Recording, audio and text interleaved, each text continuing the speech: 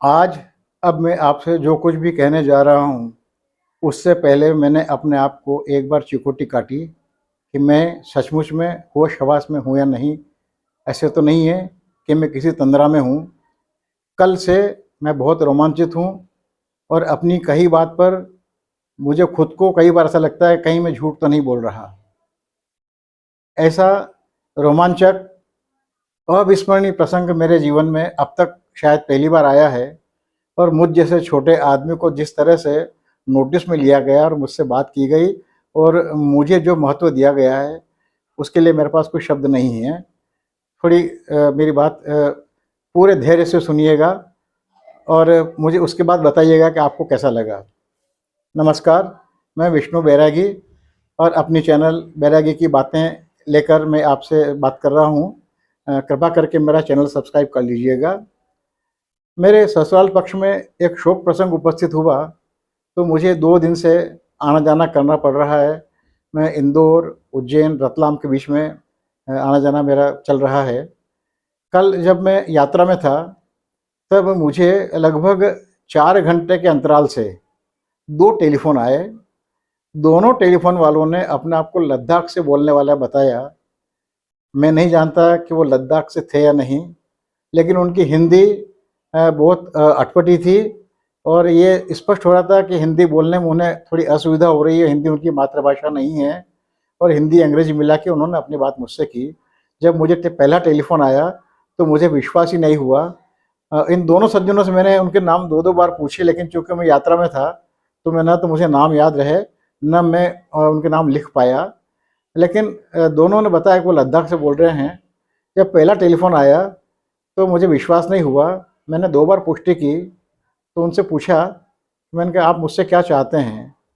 तो उन्होंने बहुत विचित्र बातें कही। और विचित्र क्या है ना, किसी आंदोलन को लेकर एक सामान्य कार्यकर्ता कितना सजग, उत्साहित और सक्रिय रह सकता है, ये इसका एक नमूना था। मैंने उनसे पूछा, आपने मुझसे टेलीफ़ोन मेरा नंबर कैसे लिया? बोले आपका नंबर पब्लिक डोमेन में है और हमें आपका नंबर तलाश करने में कोई असुविधा नहीं हुई। फिर मैंने पूछा कि आप मुझसे क्या बात करना चाहते हैं? तो उन्होंने कहा हम लद्दाख के बारे में, हमारे मूवमेंट के बारे में आपसे बात करना चाहते हैं और आपने जो पहले 2 वीडियो अपलोड किए हैं उससे हमें हमारा मॉरल सपोर्ट हमें काफ़ी मिला, हमें बड़ा नैतिक बल मिला उससे, और उसी के लिए आपसे बात करना चाह रहे हैं और आपसे मदद माँग रहे हैं। मैंने पूछा कि आप मुझसे जो बात कर रहे हैं, क्या ये वांगचुक जी को पता है? उन्होंने कहा कि नहीं, वांगचुक जी को नहीं पता है। और एक बात और बता दें बैरागी जी कि मुझे भी ये पता नहीं है कि मुझ जैसे और कितने लोग कहाँ-कहाँ बात कर रहे हैं। बोले हम सब लोग अपनी-अपनी क्षमता से कि हमारे इस आंदोलन की बात दुनिया तक पहुँचाने की कोशिश में लगे हुए हैं, उसी के तहत आपसे बात कर रहा हूँ मैं।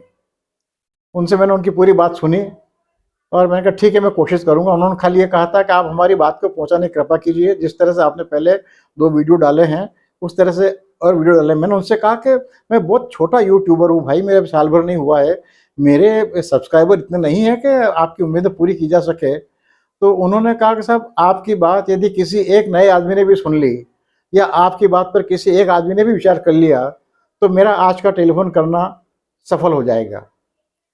ठीक, मैं यात्रा में था, मैंने बात सुन ली और मुझे बड़ा खुश भी था, चकित भी था कि किसी आंदोलन के कार्यकर्ता किस तरह से सजग होकर पूरी दुनिया पे निगाह रखे हुए हैं कि उनकी आंदोलन को लेकर कौन-कौन क्या-क्या बात कर रहा है, कौन उनके समर्थन में, कौन उनके समर्थन में नहीं है, वगैरह-वगैरह।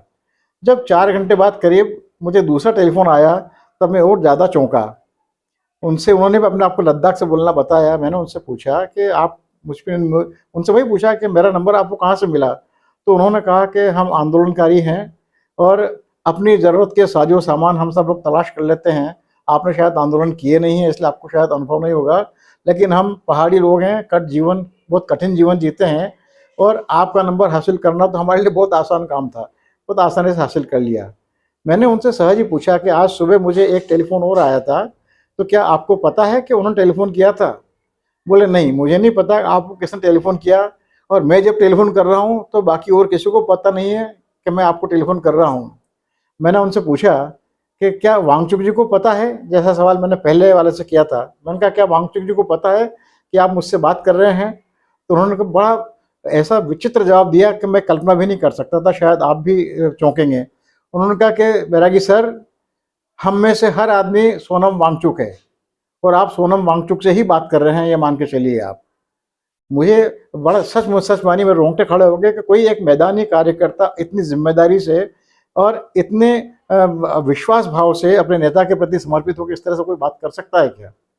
खैर मैंने उनसे सारी बातचीत उनकी सुनी मैंने, और उन दोनों की जो बातों का लुब्बा लुआब था, उनका कहना यह था कि हमें इस बात की नाराज़ी नहीं है कि हमारी बात नहीं सुनी जा रही है, गुस्सा भी नहीं है कि हमारी बात नहीं सुनी जा रही है, कहीं से हमें कोई रिस्पांस नहीं मिल रहा है, न तो नेताओं से और न ही हमें मीडिया से रिस्पांस। मीडिया के दिक्कत उन्होंने कहा मीडिया तो इस देश का मुर्दा हो चुका है, मीडिया जिंदा है ही नहीं, उन्हें प्राणी नहीं है, जो कुछ भी यूट्यूबर ही हमारी मदद कर रहे हैं और हम भी यूट्यूब की मदद से दुनिया तक जा रहे हैं।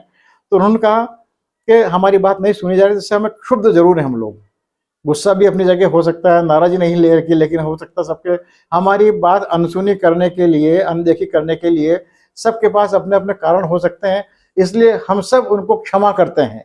जो बाद वाले सज्जन ने कहा, जिन्होंने कहा था कि मैं खुद सोनम वांगचुक मान लीजिए मुझे आप, उन्होंने कहा कि हमारी अनदेखी करने के लिए और हमारी अनसुनी करने के लिए हम सबको क्षमा करते हैं।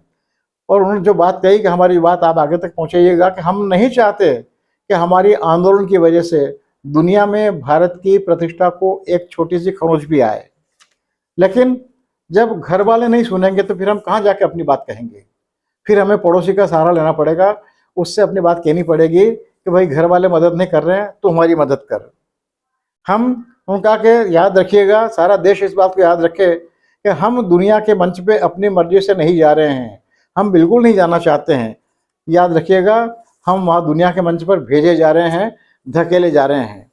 उन्होंने कहा कि 17 मार्च को रविवार को भारत में कुछ स्थानों पर प्रदर्शन हुए हमारे पक्ष में, और ख़ास करके वहाँ ज़्यादा हुए हैं जहाँ पर लद्दाखी लोग रह रहे हैं, लेकिन लद्दाखियों के अलावा गैर लद्दाखी लोगों ने भी उसमें जो भागीदारी की है उससे बड़े खुश थे, बहुत उत्साहित थे, स्थानीय समर्थन उन्हें खूब मिला। तो उन्होंने कहा कि सर हम खूब उत्साहित हैं, और अगले रविवार को, जैसा कि सोनम वांगचुक जी ने पहले अपने एक वक्तव्य में कहा था कि यदि हमारी बात नहीं सुनी गई तो 17/3 को तो हम दुनिया भारत से आग्रह करते हैं, भारत के लोगों से कि हमारे समर्थन में अनशन में बैठें, प्रदर्शन करें, और 24 मार्च को, अगले रविवार को, हम दुनिया के दूसरे देशों में अपने धरने प्रदर्शन करने की योजना बना रहे हैं।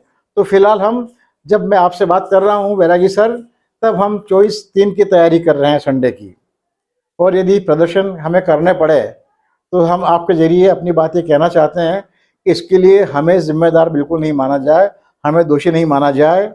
ये आपको इन्हें लद्दाख के अलावा जो लोग हमारी बात सुन रहे हैं उसमें नागरिक भी शरीक हैं, नेता भी शरीक है, मीडिया भी शरीक है। बोले आपको तय करना है कि हम लद्दाख में ही रहें या दुनिया के मंच पर जा अपनी बात कहने के लिए दुनिया से बाहर जाने को मजबूर हूँ। मेरे पास इनकी किसी बात का कोई जवाब नहीं था, कोई जवाब नहीं था। और अच्छी बात, मेरा भाग्य अच्छा था कि उन्होंने मुझसे कोई जवाब मांगा भी नहीं। उन्होंने कहा कि आप हमारी बात सुन भर लीजिए और आपके लिए संभव हो तो हमारी बात आगे तक पहुंचाइएगा। तो मेरा यही कहना है, जैसा मैंने पहले भी कहा, कि सोनम वांगचुक जी को हम लोग हल्के में बिल्कुल नहीं लें। आप जो भी मेरी बात सुन रहे हैं, जिस भी पार्टी के हों, जिस भी विचारधारा के हों, आप सोनम वांगचुक जी से सहमत हों कि नहीं हों, इतना याद रखिएगा, सोनम वांगचुक एक सामान्य भारतीय व्यक्ति नहीं है, ये अंतर्राष्ट्रीय व्यक्ति हैं, और दुनिया के अनेक संगठनों, फाउंडेशनों में इनके हित चिंतक बैठे हुए हैं, इनकी चिंता करने वाले बैठे हुए हैं। आज भारतीय मीडिया इसको भले ही अनदेखी कर रहा है, इनकी बात आगे तक नहीं पहुंचा रहा है, लेकिन यदि विदेशों में प्रदर्शन हुए तो दुनिया का मीडिया इस मुद्दे को हाथों हाथ लेगा, उछालेगा, और यकीनन हमारी भद्द पिटेगी भारत की, जो हम में से किसी के लिए भी अच्छा नहीं होगा। और अंतर्राष्ट्रीय मीडिया भारतीय मीडिया की तरह पालतू मीडिया बिल्कुल नहीं है। वो एक तो अपना पत्रकारिता धर्म निभाएंगे, और फिर जो भारत से सहमत नहीं होंगे, भारतीय जैसे विदेश नीति से सहमत नहीं होंगे, ऐसा मीडिया तो दुनिया इसको चिंदी का थान बना के रख देगा और हमारी फजीयत करने में कोई कसर नहीं छोड़ेगा। वैश्विक स्तर पर हमारी पहले खूब फजीयत हो रही है, बहुत जिम्मेदारी से कह रहा हूँ, हमारी पहले से ही फजीयत बहुत हो रही है। इस फजीयत होने को हम कम करें, इसमें बढ़ावा नहीं दें। इसलिए मेहरबानी करके वांगचुक जी के अनशन को गंभीरता से लें, उनके अनशन को तोड़ाने की कोशिश करें, उनकी बात सुनिए, उनका अनशन तोड़ाने के लिए अपने अपने नेताओं को पहुंचाइए। और मुझे आश्चर्य है, सत्ता पक्ष से तो मैं बहुत बिल्कुल ना उम्मीद हूँ। सत्ता पक्ष हमारा बहुत क्रूर है, अमानवीय है। उपेक्षा, अनदेखी करना ऐसा अपनी फैशन समझता है, अपनी विशेषता समझता है, जो कि किसी भी स्वस्थ लोकतंत्र में ये बिल्कुल भी इसका स्वीकार नहीं किया जाना चाहिए। लोकतंत्र में गलत बात कहने की भी सुविधा उपलब्ध होती है हम लोगों को। ऐसे में वांगचुक जी की उपेक्षा करना कहीं भी लोकतांत्रिक हरकत नहीं है। लेकिन मुझे आश्चर्य है प्रतिपक्ष से कि वो भी वांगचुक जी तक अपनी पहुंच नहीं बना रहा है, उनके पास जा नहीं रहा है। मेरा कहना है कि यदि नहीं जा सकते हों तो वो अपनी अपनी यूट्यूब के माध्यम से, मीडिया के माध्यम से अपनी अपील उन तक पहुंचाए और उनका ये अनशन तोड़वाने की मदद करें, कोशिश करें, क्योंकि उनका अनशन जारी रहना ही हमारे हित में अच्छा नहीं है। और यदि हमारे अभाग्यवश ईश्वर की अकृपा से यदि उनका देहांत हो गया, वो अनशन को समर्पित हो गए, तो ये हमारे लिए बहुत बहुत बहुत ही बुरा होगा। और ये ऐसा सचमुच में ऐसी अपूर्णीय क्षति होगी जिसकी भरपाई हम लोग कभी नहीं कर पाएंगे, न तो व्यक्ति के रूप में, न भारतीय नागरिक के रूप में, न भारतीय चरित्र के रूप में। हम सचमुच में अपूर्णीय क्षति के भागीदार बन के बैठे रह जाएंगे और आजीवन अपने आप को कोसते रहेंगे। हम अपने आप को आने वाले कल में नहीं कोसें, इसके लिए ज़रूरी है कि आज जाग जाएं, सोनम वांगचुक जी तक अपनी बात पहुंचाएं। वो उनकी मांग, फिर कह रहा हूँ, उनकी मांगें शायद अनुचित हो सकती हैं, स्वीकार्य नहीं हो सकती हैं, फिर भी हर समस्या का निदान होता है। और अभी उनकी बात मानने से बड़ी समस्या मेरे हिसाब से उनका अनशन तोड़वाना है। इस अनशन तोड़वाने के लिए रास्ते खोजें और अपने अपने स्तर पर सब कोशिश करें। ये प्रत्येक भारतीय की जिम्मेदारी है। अंतर्राष्ट्रीय फजीयत से बचने के लिए हम सब की जिम्मेदारी है। बहुत बहुत धन्यवाद। नमस्कार। मेरा चैनल ज़रूर सब्सक्राइब कर लीजिएगा। मैं विष्णु बैरागी।